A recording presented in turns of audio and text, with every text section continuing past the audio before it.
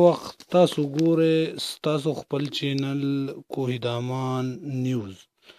ملګرو، ازاخیل فلاحي تنظیم د عابد خان ازاخیل په مشرۍ کې یو داسې رمضان پیکیج غریبانو ته ورکو کوم چې تر اوسه پورې د کوهیدامان په تاریخ کې چا نه دی ورکړی. راځئ چې وګورو په دې هکله زموږ عابد خان ازاخیل ورور څه وایي. عابد جی، اخره کې ازاخیل کوم لکه څه پیغام ورکول غواړئ نو هغه تاسو ویلی شئ.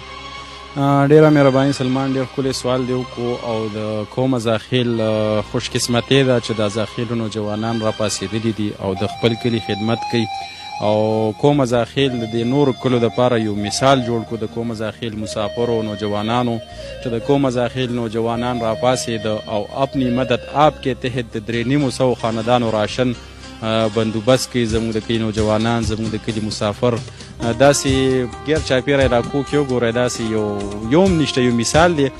ما نه ډېر خلک تپوس کوي تا د ازاخیل نوم دې ولې ورکړی دی، نو د دې سوچ ما مخکې کړی ما ورله داسې کار دی.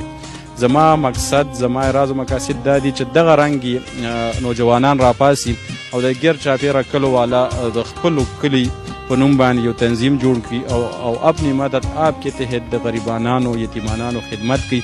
په دې سوچ باندې ما ازاخیل فلاحي تنظیم نوم ورکړو. ما ډېرو ملګرو وی کوی دامان ورکا او پېښور ورکا، مشهور بشي، زما مشهورتې نه ده پکار. زما مقصد د خپل د کلي د غریبو یتیمو خدمت دی چې زه دوی د اورسم نو هغې نه بعد به زه مخکې ځم. زه د خپل کلي غریب پرېږدم او بیا دې زم مخکې.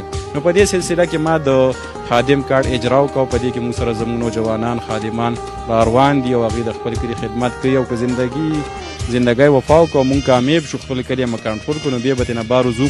خو نورو کلو والو له زه دا دعوت ورکوم، دا هغوی ته یو مثال دی چې د ازاخیلو نوجوانان راپاسې، د تاسو هم راپاسې او د خپل کلي غریبانانو یتیمانانو همدرد جوړ شئ او د هغوی اواز جوړ شئ. دا زما پیغام ټول کوهیدامان ته هم دی او خپل قوم ازاخیل ته هم دی چې زه تاسو ته دعوت در کوم راشئ چې کوم زموږ د دې قافلې حصه نه وي راشئ، زموږ د دې قافلې حصه شئ. مهرباني.